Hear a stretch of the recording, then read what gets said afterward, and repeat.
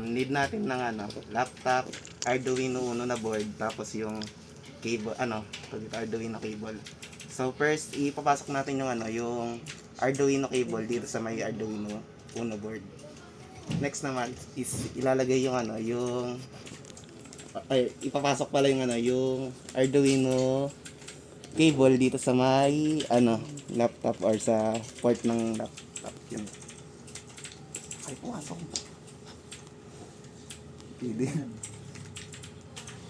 Next is i-open naman yung Arduino IDE.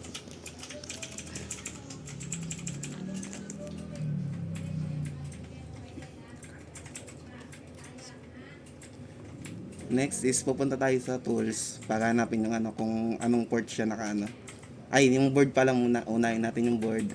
Sa board itong Arduino VR board. So, pipili natin yung Arduino Uno kasi yun yung gamit natin. Next naman is yung sa may port niya naman. Since COM9 yung yung sa may Arduino Uno na dito. Yun yung gagamitin natin. Next naman is yung coding naman. Una is need natin ilalagay yung serial.begin. Then 9,600.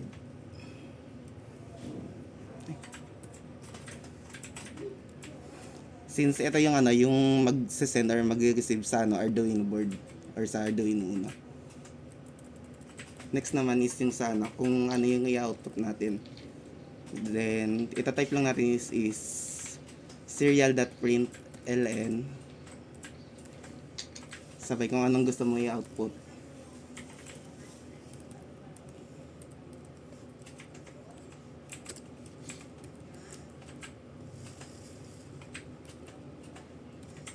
Then kung gaano katagal niya gusto i-output since yun nakalagay nga lagi is 1,000.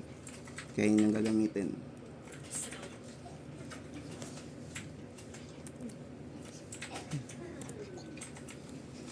Then nagagan na natin siya dito sa